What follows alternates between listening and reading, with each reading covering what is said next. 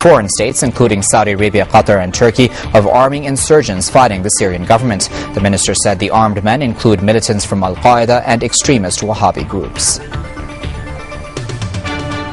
A car bomb has killed at least 6 people and wounded over 30 others on the outskirts of the Syrian capital Damascus. Women and children are among those injured. This is the second bombing attack in the area targeting Christian and Druze communities over the past few days.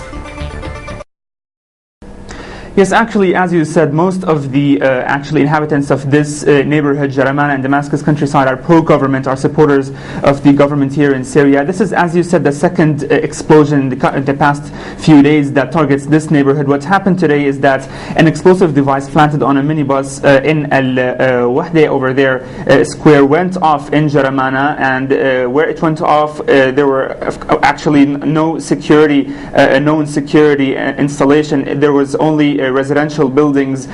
So what happened was that the explosion took place. Heavy material damage, of course, occurred there on the buildings and, of course, on the vehicles nearby. 6 people were killed, civilians, and 31 were injured. This is the latest update we have. And among those killed, the 6 persons killed, the civilians, were women and children. As I said, this is the second time in the past few days that an explosion targets this neighborhood. Previously, the one before targeted a funeral procession over there near a cemetery, and also more than 10 people were killed, and also civilians over there.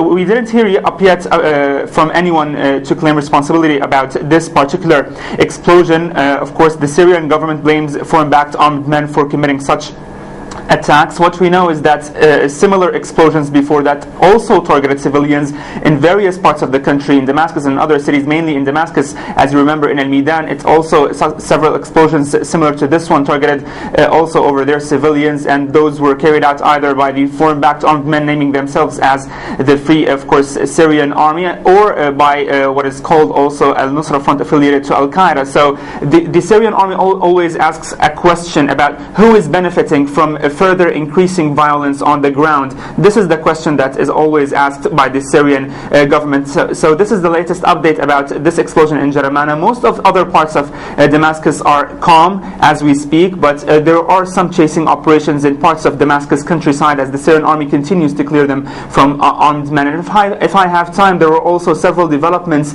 in the city of Aleppo, where most of the violence is also taking place. In Saif al-Dawleh, a neighborhood over there, most of the violence have been happening in the past couple of hours. At the south of Mazar Street over there, tens of armed men were killed or injured as a result of clashes with the Syrian Arab army. Also, a weapons warehouse was found in that same neighborhood in Saif al-Dawleh. A Hyundai car was seized by the Syrian army. This car was used by of course, the foreign-backed armed men to transport weapons inside the city. There were also a large number of vehicles that were trying to enter Aleppo, coming from its countryside, from Kafar Hamra, particularly from north of Aleppo. Those were also confronted by the Syrian army. And also one of the very important developments, which is the Syrian army found a house that has been used by the armed men in Saif al-Dawleh. Also maps were found over there, and also documents showing the names of armed groups and where they are positioned over there, in addition, of course, to, as usual, finding communication devices and also weapons.